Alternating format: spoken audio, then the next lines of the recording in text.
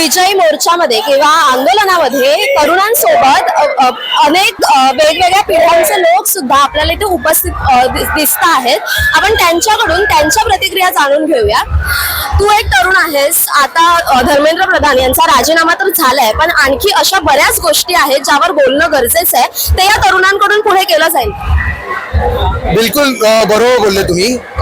आज मी इकडे एका कुठल्या पक्षाचा कार्यकर्ता म्हणून नाही, एक तरुण आई म्हणून आज मी इकडे समोर आलेलो आहे। आज जसा धर्मेंद्र प्रधाननी एक 25 ते 30 दिवस लागलेले राजीनामा द्यायला, असे भरपूर सगळे मुद्दे आहेत, जसे आहेत एथेनॉलचे आहेत, टॅक्स रिलेटेड। आज मी कॉर्पोरेट लाईफ मध्ये, आज मला माहिती आहे की माझा टॅक्स स्लॅब काय आहे, पण ते टॅक्स स्लॅब फायनान्शियल मिनिस्टर ते तेवढे कॅपेबल आहेत की नाही हे तरुणाईला आज माहिती पडते की काय आहे काय नाहीये। पुढे असेच आंदोलन होतील, हे करून पुढे जाऊन हे भारताचे कुठल्याही मिनिस्ट्री पदावर असणार हे माझं खात्री आहे। आणि आज असं लोक सगळे सपोर्ट करून आज आम्ही आदित्य साहेब आणि अमित ठाकरे साहेबांना इकडे प्रोत्साहन देण्यासाठी पुढे आलेलो आहेत। ह्या पुढे असे आंदोलन भरपूर होतील, तिकडे असेच युवा समोर येतील, हे बोलून माझे 2 शब्द संपवतो। 12 वर्षामध्ये झालेला हा पहिला राजीनामा आहे जो आंदोलनामुळे झाला आणि हे तरुणाईने करून दाखवलंय। तुम्ही एक जेनझीच्या पिढीतले तुम्ही नाही आहात, पण या जेनझीज बद्दल तुमचं काय मत आहे की ही तरुण पिढी आता करून दाखवते? आज या तरुणांनी क्रांती करून दाखवली आहे आणि ही क्रांती अगोदर घडामध्ये भले आपण लेट झालो असलो, पण आज जी ही सुरुवात आहे याच्यानंतर असे अनेक राजीनामे येतील आणि यांचे घोटाळे बाहेर काढून आम्ही नक्कीच काढणार। धर्मेंद्र प्रधान यांनी राजीनामा देताना असं म्हटलंय की मुलांवरती कोणती कारवाई होऊ नये म्हणून मी राजीनामा देतोय, पण त्यांनी स्वतःची चूक अजूनपर्यंत कबूल केलेली नाहीये। याबद्दल नाही मॅडम, कसं आहे, हे जे सरकार आहे ते नालायक सरकार आहे। त्यांना राजीनामा द्यायचा होता तर त्यांनी आधीच द्यायला हवा होता। आज जी देशातली तरुणाई रस्त्यावरती उतरली, दिल्लीमध्ये जनतेमध्ये आंदोलन केलं गेलंय।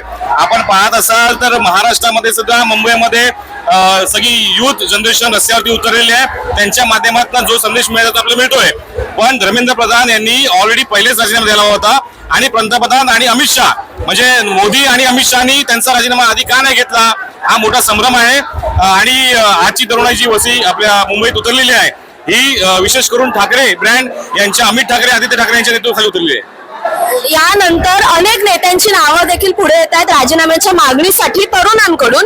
या मागण्या देखील पूर्ण होतील का, यासाठी सुद्धा तरुण पुन्हा एकदा मैदानात उतरतील? नाही, कारण की कॉक्रोच म्हणणं हे युवकांना जे कॉक्रोच म्हटलेलं आहे, आज हेच कॉक्रोच काय करू शकतात आणि हीच युवा शक्ती पुढची काय करू शकते हे आपल्याला कळतंय। गृहमंत्री देशाचे जे आहेत अमित शहा यांनी सुद्धा राजीनामा दिला पाहिजे, कारण की दिल्लीतल्या पोलिसांनी लाठ्या काठ्यांना खेळ टोकून अश्वधूर सोडून पाण्याचे फवारे मारून विद्यार्थ्यांना मारलेले आहे। अनेकांचे प्राण गेले, त्याच्यामध्ये काहीकांचा डोळा गेला, काहीकांचे भरपूर प्रमाणात मार लागलेले आहेत। आज या दुर्दैवी सरकारचा आम्ही निषेध व्यक्त करतो आणि तरुणाई 100% हे सरकार बदलल्याशिवाय राहणार नाही। आपण पाहिलं की तरुणांसोबत आज महाराष्ट्रामध्ये उद्धव साहेब, राज साहेब, शिवसेना प्रमुखांनी महाराष्ट्र शिवसेना स्थापन केली, तसंच परत उद्धव बाळासाहेब ठाकरे, राज साहेब एकत्र आल्यामुळे महाराष्ट्राचा अजून जय जयकार होईल आणि मराठी हिताचा न्यायासाठी लढायला तयार होतील। जय महाराष्ट्र। आपण आता पाहिलं की फक्त तरुणच नाही तर अनेक पिढ्यांमधील ज्या व्यक्ती आहेत त्या या तरुणाईचे कौतुक करताना आपल्याला पाहायला मिळतंय। तसंच या पुढे देखील हे आंदोलन सुरू राहणार आहे, हे सुद्धा आपण यांच्या माध्यमातून आपण ऐकलेलं आहे। माझी सहकारी जान्हवीसह मी संचारी आकेरकर, टाइम महाराष्ट्र, मुंबई।